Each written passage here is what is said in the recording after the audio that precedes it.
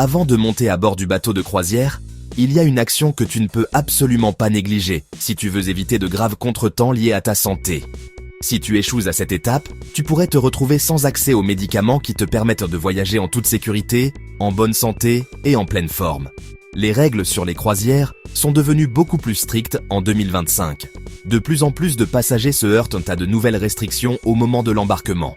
Confiscation de médicaments, voire interdiction de monter à bord, le tout à cause d'erreurs parfaitement évitables liées au traitement. J'ai vu ce genre de problème toucher aussi bien des voyageurs chevronnés que des personnes partant en croisière pour la première fois. Même des retraités issus du secteur de la santé, convaincus d'avoir tout emballé correctement, ont fini par être sanctionnés, retenus ou, pire encore, privés de médicaments essentiels en pleine mer.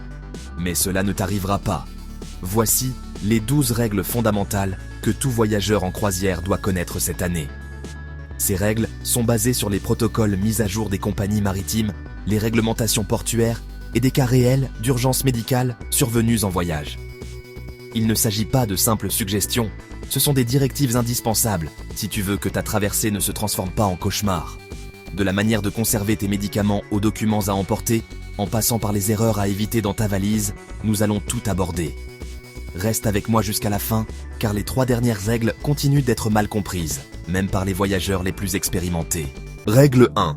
Tes médicaments, toujours avec toi. La première règle ne souffre d'aucune exception.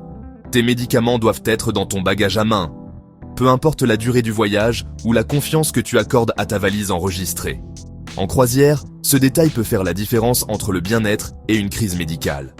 En 2025, avec les nouveaux protocoles de gestion des bagages et les possibles retards logistiques à l'embarquement, le risque de perdre tes médicaments est plus élevé que jamais. L'erreur la plus fréquente et la plus dangereuse consiste à placer les pilules essentielles ou d'usage quotidien dans les bagages enregistrés. Compter sur le fait que ta valise arrivera sans encombre à ta cabine est un pari inutile quand ta santé est en jeu. Exemple extrême, une passagère a perdu l'accès à son traitement cardiaque pendant 24 heures car sa valise avait été envoyée sur un autre navire. Résultat, elle a dû quitter la croisière. Les bagages enregistrés peuvent être perdus, retardés ou envoyés ailleurs. C'est pourquoi la consigne est claire. Tout médicament prescrit, produit essentiel en vente libre ou dispositif médical doit être placé dans le sac que tu gardes avec toi à bord. Ainsi, tu y as accès immédiatement et sans obstacle, peu importe ce qu'il advient du reste de tes valises. Règle 2. Conserve les emballages d'origine. Avec le renforcement des inspections et la collaboration plus étroite entre les compagnies de croisière et les autorités douanières internationales, il devient obligatoire cette année de présenter les médicaments de manière claire et vérifiable. Une pratique risquée consiste à retirer les comprimés de leurs flacons d'origine pour les placer dans des piluliers ou des sachets sans étiquette. Si cela peut fonctionner à la maison, en voyage, cela peut attirer des ennuis inutiles. Récemment, un passager a été retenu au port parce qu'il transportait des pilules sans identification claire. Il a dû expliquer, comprimé par comprimé, à quoi correspondait chaque médicament, provoquant retards et embarras publics. En plus, il a frôlé la confiscation de ses traitements.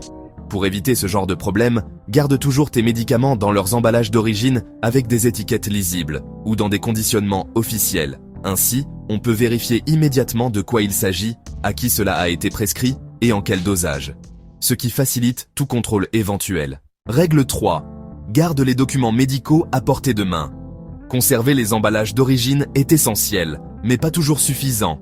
Si tu voyages avec des médicaments soumis à contrôle ou que tu traverses des frontières, tu auras besoin de documents médicaux supplémentaires. Cette étape est souvent négligée et peut causer de sérieux tracas. Une erreur courante est de se fier uniquement aux flacons d'ordonnance sans avoir de justificatif écrit.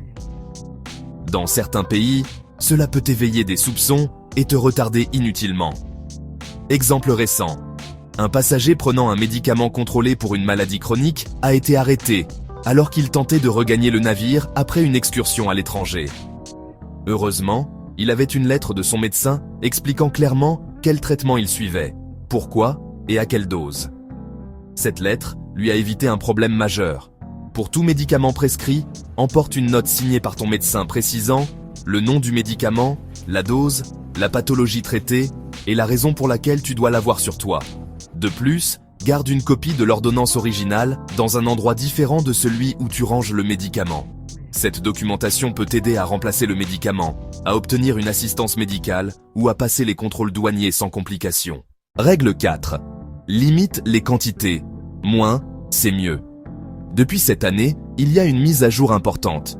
Tu ne peux plus transporter n'importe quelle quantité de médicaments, même s'ils sont en vente libre. Les compagnies de croisière et certaines autorités portuaires appliquent désormais des critères plus stricts pour éviter les abus ou les soupçons de trafic. L'erreur, c'est d'en faire trop. Emporter une réserve de médicaments dépassant largement la durée du voyage peut attirer l'attention. Un exemple concret. Une personne avait pris des analgésiques pour une année entière, lors d'une croisière de 7 jours. Au contrôle de sécurité, les agents ont remis en question cette quantité, provoquant une inspection gênante. La règle est simple. Emporte uniquement ce dont tu as besoin pour toute la durée du séjour, plus une petite marge en cas de retard. Évite les grands conditionnements ou les emballages à usage commercial, qui pourraient être interprétés comme destinés à la vente ou à un usage non personnel. Règle 5. Si tes médicaments doivent être réfrigérés, organise-toi à l'avance. Tous les médicaments ne peuvent pas être conservés à température ambiante. Certains, comme l'insuline, certains traitements biologiques ou les collyres, nécessitent un froid constant pour conserver leur efficacité. L'erreur que commettent de nombreux voyageurs est de supposer que le minibar de la cabine sera suffisant. Mais dans la majorité des cas, ces petits réfrigérateurs n'atteignent pas la température médicale requise. Une personne est arrivée avec son insuline, convaincue que le minibar de sa cabine ferait l'affaire. En découvrant qu'il ne refroidissait pas assez, elle a passé des heures à chercher une solution d'urgence auprès de l'équipage. Ce stress aurait pu être évité avec une simple préparation.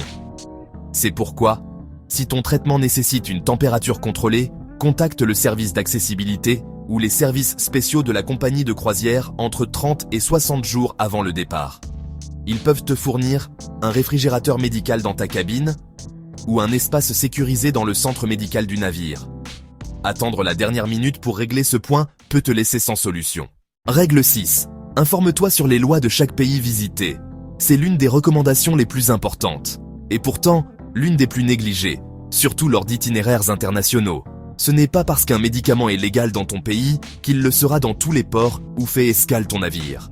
L'erreur ici est de ne pas vérifier à l'avance si les substances que tu transportes sont autorisées dans les pays visités. Je connais le cas d'un passager à qui l'on a refusé de remonter à bord après une excursion, parce que l'un de ses médicaments était illégal dans ce pays, même s'il avait une ordonnance valable dans son pays d'origine. Il s'est retrouvé au cœur d'une situation diplomatique complexe. La classification des médicaments varie d'un pays à l'autre. Certains produits courants chez toi peuvent être considérés comme substances contrôlées ou dangereuses ailleurs. Avant de voyager, vérifie attentivement la réglementation de chaque destination. Cela peut éviter des problèmes juridiques ou des situations d'urgence totalement évitables. Règle 7. Prévois une réserve de secours. Même si tu planifies tout dans les moindres détails, il y a toujours un risque que quelque chose tourne mal. Une valise perdue, un flacon cassé ou un sac oublié. C'est pourquoi il ne faut jamais mettre tous tes médicaments au même endroit. L'erreur la plus fréquente consiste à regrouper tout le stock médical dans un seul sac ou une seule trousse. Si ce sac disparaît, tu n'as plus rien. Une histoire vraie, un passager a oublié dans un taxi le sac contenant tous ses médicaments en se rendant au port. Heureusement, il avait préparé une petite quantité de secours dans le bagage à main de sa compagne. Cette précaution lui a sauvé le voyage. La recommandation est simple. Garde ton stock principal dans ton sac personnel et place une petite réserve de secours, même pour quelques jours, dans le bagage d'un accompagnant ou dans un autre sac séparé. Cette duplication minimale peut faire toute la différence si un imprévu survient. Règle 8. Adapte tes horaires selon les fuseaux horaires.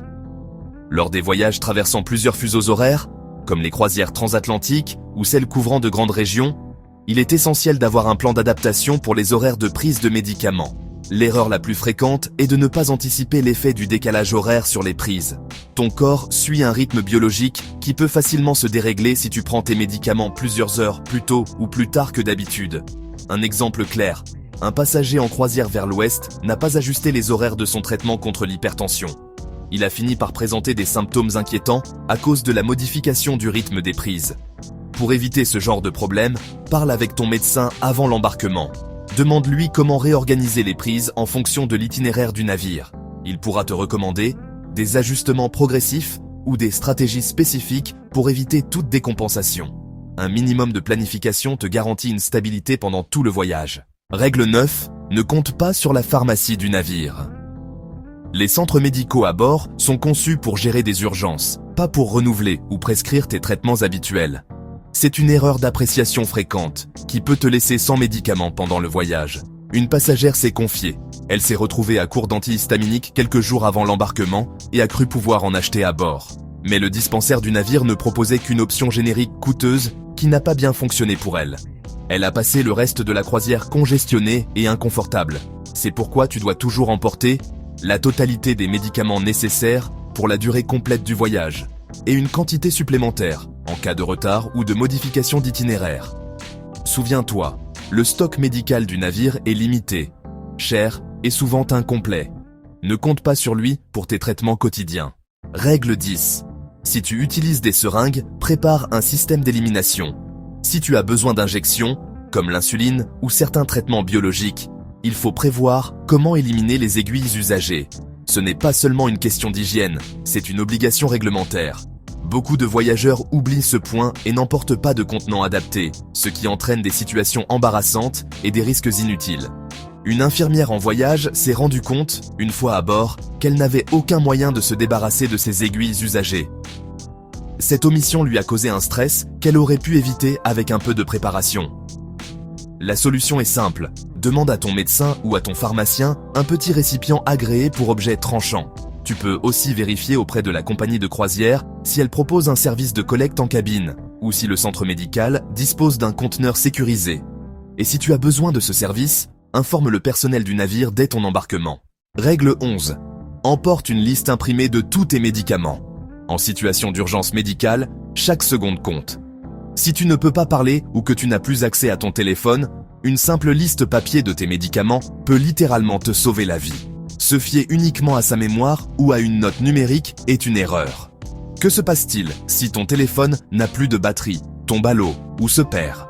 Sans information précise, les médecins à bord peuvent mettre plus de temps à diagnostiquer et à intervenir. Lors d'un incident grave en pleine mer, un passager est tombé inconscient. Personne ne savait quel médicament il prenait, ni à quoi il était allergique.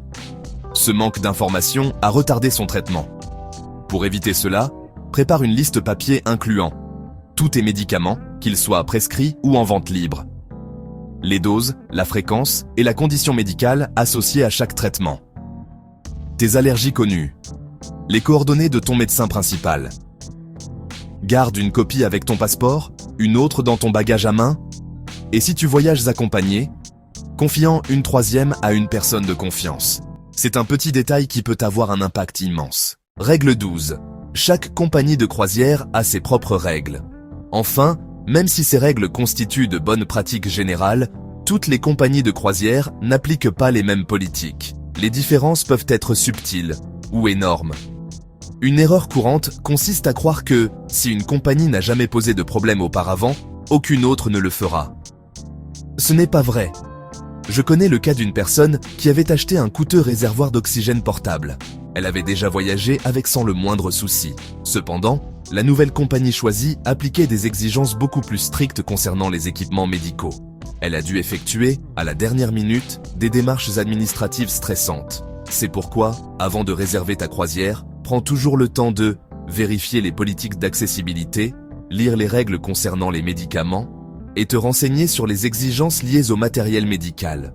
Ne te fie pas aux conseils généraux, ni aux expériences passées.